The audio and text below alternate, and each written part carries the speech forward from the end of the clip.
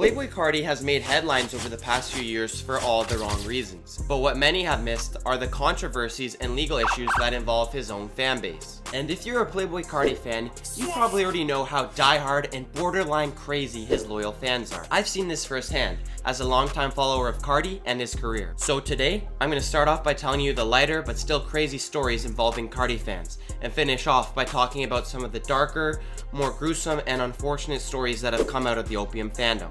Viewer discretion is advised. To start off, let's get into a more recent situation that went down last month and actually gave me the idea for this video. February 28th, 2026 was Detroit rapper Veeze's 31st birthday, and let's just say it wasn't a good day for him. And for a bit of context, Veeze has actually been a long-time Carti fan even before Veeze blew up as a rapper. He was first put in touch with Carti through the late producer D Hill, where they met in studio and Carti played him the now scrapped Whole Lotta Red Deluxe. Since then, they've linked up in the studio multiple times and according to insiders, have a few tracks together. Now these apparent Carti collabs are what led to the incident on Veeze's birthday. He wakes up to have around 100 of his songs leaked by hackers. And these were some big tracks that leaked. Some grails, some tracks with Pi'erre Bourne and OK production, and even some Lucki features. So no, these weren't just throwaway songs. And the hackers revealed themselves to be Carti fans by claiming that they had to ruin his birthday and leak all these songs because Veeze wasn't dropping his Carti collabs. Now, if you watched my last video on Carti, you'd know it's basically impossible to get a Carti feature cleared. So it probably wasn't even Veeze's fault that these songs hadn't come out, and they ruined bro's birthday over something he had no control over. And given Veeze's love for Carti, I bet if anything he wants these songs to drop. But clearly these Carti fans didn't even care about that. And I really don't think this tactic is going to work to force Carti or Veeze to drop. Because I remember a couple of years back, there was an account from someone who had hacked into Carti's iCloud and started posting Carti's private photos, videos, and snippets on Instagram. But when Carti found out about this, he just went to the guy's page, roasted him, and then blocked him. There's one time in November 2024 where Carti thought a fan actually did go too far and took matters into his own hands. This takes place at Carti's performance at ComplexCon 2024 in Las Vegas, where he was collab headlining with Travis Scott. Obviously, this was a very hyped up performance with a lot of diehard fans coming through. After shows, Carti sometimes meets with fans, takes photos, and signs autographs. Knowing this, a Carti fan, TikTok user Jorge Charles, thought it would be funny to print a photo that Carti had posted on IG that led to him being roasted heavily because he was rocking pigtails. In the video posted by Jorge, we see them spot Carti and his team driving away after the concert, but Carti fans wave him down and they actually end up stopping. The fan films himself giving Carti the embarrassing photo to sign, which he takes but doesn't give back. Then the video cuts forward, where we see Carti has allegedly sent out his entourage to get the user to delete his video asking Carti to sign the photo. Allegedly, the fan gets chased down and jumped by Carti's crew. He gives in by giving them someone else's phone so they can't delete the video. I guess Carti didn't appreciate getting trolled and felt he needed to attack his fan for it, but bro, he was the one who posted the photo to begin with. The funniest thing is, this shows you how loyal Carti fans are, because I'm pretty sure this guy remained a Carti fan after this all went down. It also speaks to how Carti fans are just really good at getting under people's skin, even Carti himself. An example of someone they really drove crazy happened back in late 2020, during the days of the Whole Lotta Red rollout. And around this time, a lesser known artist, Phora, was promoting his album that he dropped in November. Part of Phora's album promotion included putting up a billboard in Los Angeles. Now this billboard ended up getting spray painted by fans who were spreading the word that Whole Lotta Red was going to drop on Christmas. Phora ends up crashing out at Carti fans on Instagram over the vandalism. He had a lot to say about the incident, but to give you the PG version, he called them losers, wannabes, and clowns, and said that when he used to do graffiti, if you ever spray painted over someone's work, you would be beaten up. Now the rest of the stories I'm going to talk about get a bit darker. As always, everything is alleged as they involve criminal actions and charges, so viewer discretion is advised. A couple months back, this crazy Carti fan/rapper really wanted to get signed to Opium. David Mosley, who went by the alias Church of Ubal, which is just the word Labubu spelt backwards, started getting traction on Instagram. Not because of his music, but rather because he was harming animals as part of his album rollout. Nobody's finna do what I'm finna do. Not even Opium, you feel me? You know what I'm saying? Oh, he's gonna do a live sacrifice on Halloween, like, It's part of the rollout, dumbass nigga. For my next album, nigga. The caption on screen I'm showing you is an actual post made by this guy announcing on Halloween he would be sacrificing an animal on live stream.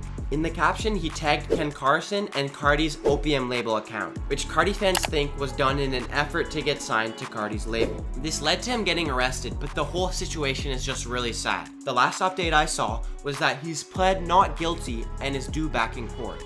Now, I really wish I was done with this topic, but unfortunately I'm not. So if you've never heard of the producer 16-Year-Old, you've definitely heard Mo Bamba, the biggest song he produced, and an iconic rap track.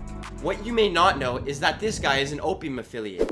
He has been seen posted in Carti's YVL merch and has produced tracks for both Carti and Ken Carson. And a couple months ago, he became infamous in the Carti community for his posts about animal sacrifice. He made story posts on Instagram, basically telling his fans to kill their pets and email it to him, and if they did, they could get free beats and loops from him. Now, this could just be some sort of dark joke because even up to this month, in April 2026, he's still making jokes about it on Instagram.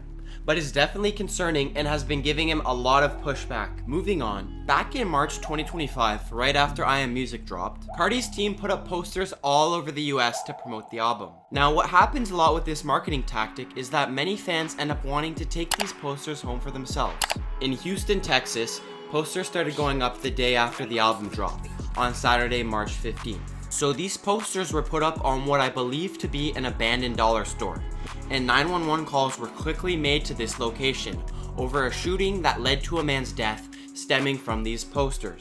This quickly makes the news, and rap outlets actually start reporting that the fight started over both men wanting to take the I Am Music posters home. But I did some more digging and found an official statement from the Houston Police Department. It says that one man involved in the incident was putting up posters, the Playboi Carti posters, and then another man, the victim, 27-year-old Carlos Garcia, says that he also wants to put up his own posters on the abandoned dollar store. Now, this leads to an argument over the poster space, and both men exchanging gunfire, leading to this tragedy. We talked about hackers at the start of this video, so let's talk about probably the most infamous hacker in the Carti community, King Bob, aka Noah Urban, and his ultimate downfall. Now, King Bob gained a massive following in the Carti community during what I like to think of as the drought years in the Carti fandom. King Bob made himself someone who would keep fans posted. He would tease Carti snippets, leak information that came from Carti's inner circle, and sometimes even sell Carti fans some of his biggest grails. Some songs he's allegedly credited for leaking include Money and Drugs,